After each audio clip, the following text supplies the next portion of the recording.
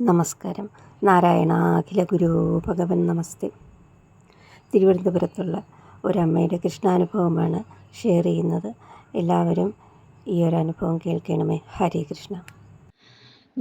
വളരെ വർഷങ്ങൾക്ക് മുമ്പാണ് മോനെ, ഞാൻ എല്ലായ്പ്പോഴും വ്യാഴാഴ്ച തോറും പത്മനാഭസ്വാമി ക്ഷേത്രത്തിൽ പോയി അവിടെ പോയി വിഷ്ണു സഹസ്രനാമവും വായിച്ച് ആഹാരം കഴിച്ചിട്ടാണ് ഞാൻ വരുന്നത്.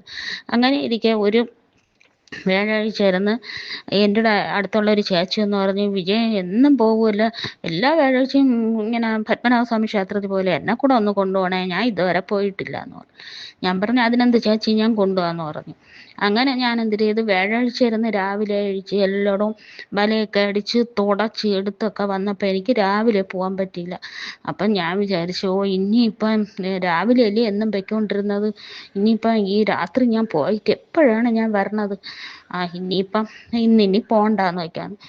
എനിക്ക് അറിഞ്ഞൂടാ മോളെ, എവിടെ നിന്നാണ് ഈ ചെറിയ തേനീച്ചയാണോ എന്താണെന്ന് അറിയാൻ വയ്യ, ഒരു 10,000 കൂടുതലുണ്ട്. എന്നെ വന്നങ്ങ് ചുറ്റി ഒരുമാതിരി മുഴക്കോ ഇട്ട് ഞാനങ്ങ് പേടിച്ചു പോയി. ഞാൻ അവിടെ കിടന്ന് വിളിച്ചപ്പോൾ അടുത്ത വീട്ടിലെ ഒരാൾ വന്നിട്ട് ചോദിച്ചു എന്തോന്നു. ഞാൻ പറഞ്ഞു ഇതാണ്ട ഇങ്ങനെയാണ് കാര്യമൊന്നും.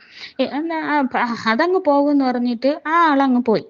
അപ്പം ഞാൻ അങ്ങനെ ഇരുന്നുകൊണ്ട് ഞാൻ ആലോചിച്ചു, ഈശ്വര ഇതിപ്പോൾ എന്താണ് സംഭവം, ഇങ്ങനെ വരാൻ കാര്യം എന്നിങ്ങനെ ആലോചിച്ചപ്പോഴാണ് എനിക്ക് ഓർമ്മ വന്നു, ഭഗവാനെ ഞാൻ ഈ പത്മനാഭസ്വാമി ക്ഷേത്രത്തിൽ പോവാന്ന് പറഞ്ഞിട്ടും ആ ചേച്ചിയെ വിളിക്കാന്ന് പറഞ്ഞിട്ട് ഞാൻ വിളിച്ചുമില്ല പോയുമില്ലല്ലോ, അതുകൊണ്ടാണെന്ന്.